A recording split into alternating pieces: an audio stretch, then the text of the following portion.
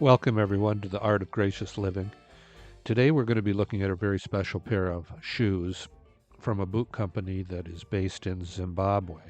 It's called Courteney Boots, and they are the manufacturers of really the original boot that was made for trekking in Africa, hunting, big game, wildlife conservation. These boots are worn not only by hunters, but by anti-poaching squads. They were also very popular during the Bush Wars following the Declaration of Independence by the ruling regime of Zimbabwe. Of course, then it was known as Rhodesia, and worn by the white settlers who were fighting against the independence movement. So these not only have a legitimate safari, bush, everyday wear, African heritage, but they also have a bona fide military heritage in a conflict that was bloody, prolonged, and uh, one in which the morality of each side was deeply conflicted. So anyway, these are a wonderful, wonderful boot. Courteney boots. They're actually their shoe version. Most of what they make are boots, and they are made of game hide, which is very unusual. This is Cape Buffalo. This is the vamp, the toe, and pretty much every other part except for the cushion and the tongue are Cape Buffalo. And Cape Buffalo is not to be confused with water buffalo, which is an Asian species. It's a completely different species. Cape buffalo are a very dangerous game animal, indigenous to southern Africa, and they are the ones with the huge curly horns that look like a bulldozer and will kill you as quick as they will look at you. They have a hide that is unusually thick, durable, and it's used here in these boots because it was a local product. It's a product of um, culling herds, and it also is used because it's tremendously resistant to thorns and other obstacles, rocks, thorns, rough terrain. Very, very durable. These boots were actually made in 2001, so these are 25-year-old pair of shoes, and the leather, and they've seen significant wear, but the leather on them is still in great shape. Not a problem, not a cracking, not a tear, not even a scratch. A little bit of darkening, which is a patina that is very much desired in these kind of shoes, but just in perfect condition. The other leather that's used is Impala leather. Again, it is sourced from animals that are culled as a result of trying to protect and preserve the habitat due to overpopulation. This is chosen for the cushion. This is a cushioned bit here, and for the tongue because it is just supremely soft. I've never felt leather like this. This makes deer skin look like sandpaper. This stuff is incredibly tough, but also just incredibly soft, so that perfect for a tongue as it rests against your forefoot. Now, these are ones that I picked up on eBay. They were incredibly cheap because they looked, again, this is a typical eBay. The seller didn't take very good pictures, and it made them look worse than described. And they have seen a lot of wear. If you take a look at the soles, these have been well loved. And however, other than a little bit of wear on the edge of the heel,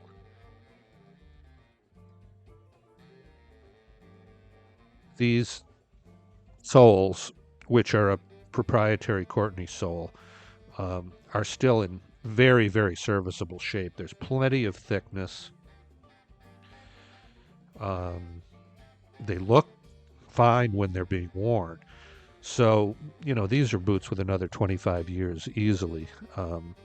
I would probably have these resold in maybe, I don't know. I'm not sure I'd be in any big hurry to resole them. You can resole them with wedge soles by Vibram. They would work perfectly.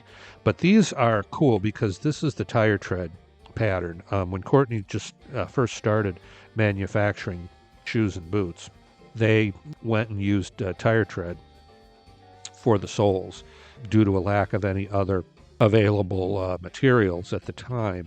And of course, remember, this is during wartime that the company started. In 1992, they started, and resources were slim on the ground in Zimbabwe, so they were able to use whatever came to hand, which included these old tires. So they also happen to be a perfect sole for the veldt, which is the grassy plains that's dotted with thorny bushes and other heavy underbrush at times. Just the perfect sole for navigating and long treks in the African wilderness, at least in the plains that are predominant in Zimbabwe.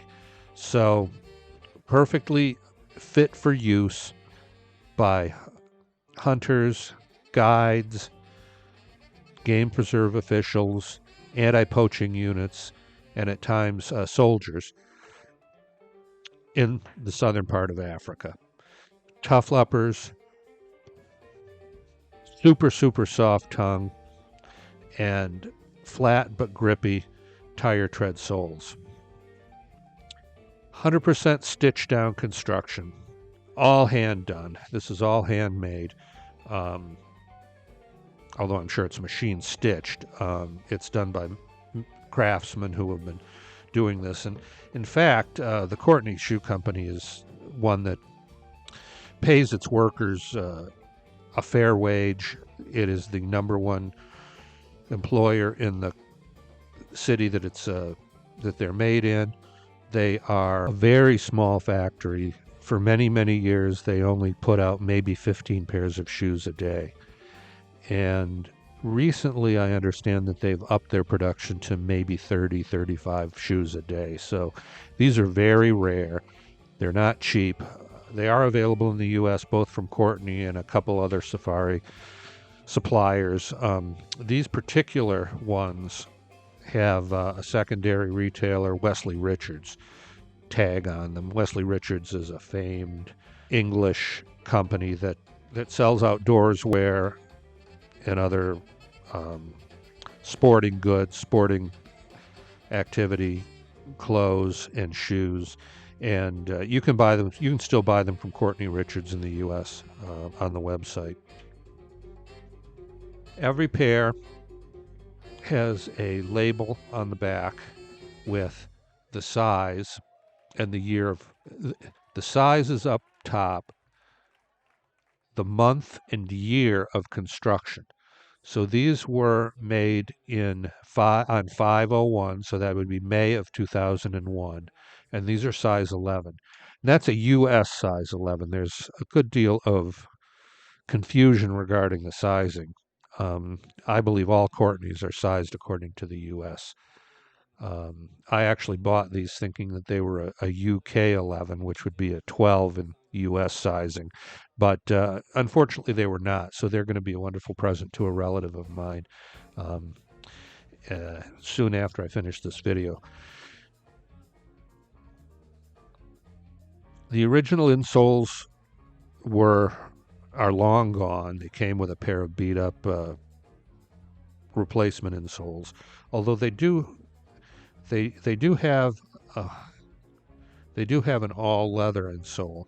The original sock guard is long gone. You can buy a sock guard insole from Courteney if you want to get the labeling, and that would be a good upgrade for these, although they're not readily available in very many sizes, at least the last time I checked. I'm going to put just a pair of cushy insoles in them for my friend or for my relative who I'm going to be giving these to, but that's largely because he has a pretty narrow foot, and these do run wide.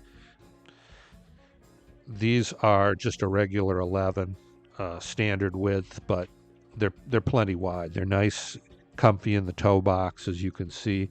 They have that traditional African veltshone shape.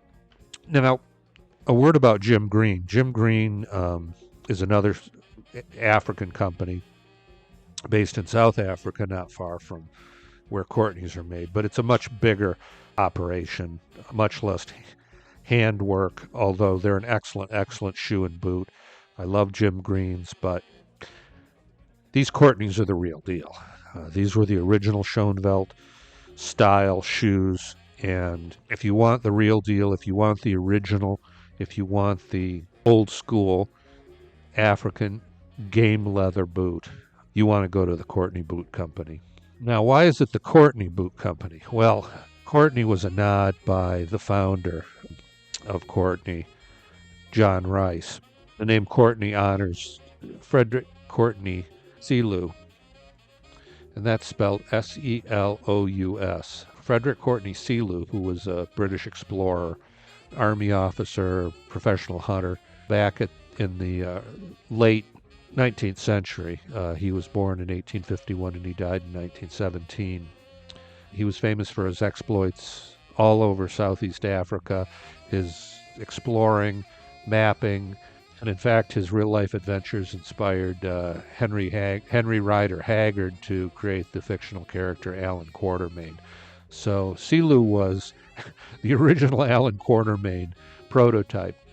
Selous was a friend of Theodore Roosevelt, Cecil Rhodes, and pretty much everybody that was famous at that time. His name became a symbol of bushcraft, exploration, rugged field competence, which is why Courteney Boots adopted it as their brand identity.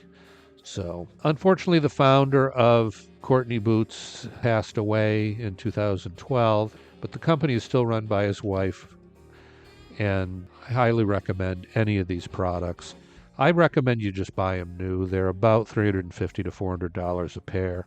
You can look on eBay. They're very rare, rarely found used. I was very lucky to find these, especially at the price that I paid for them. So I think that these are a way to sort of, I would not necessarily say that these are safari styled, but I think that these are a cool option to the wide-toed boot that has been recently popularized by Jim Green. So, highly recommended. And what we're going to do now is we're going to do a little touch-up. This leather hasn't been touched in 25 years. I'm going to put a very light coat of Venetian leather balm on them. Very, very light. Just because I think it will hydrate the leather more than anything. And we're going to do that right now.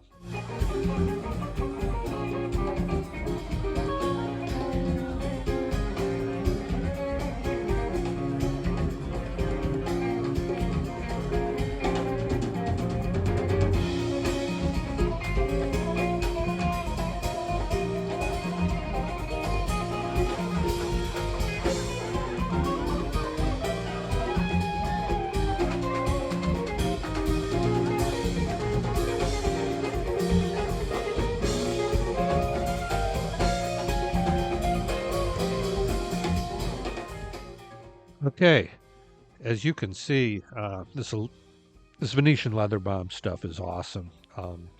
I love Bic 4 and Venetian leather balm, probably the best. I love Cobbler's Choice too, if you want a more aggressive, deep conditioning of a pair of boots that you don't mind darkening. But my go-to is definitely Bic 4 and Venetian leather balm because simply they do not darken leather. I mean, look at this.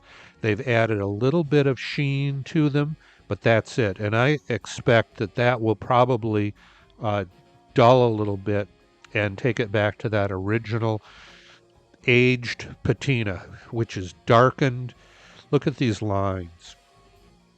They're just spectacular leather. These really are standouts in terms of the.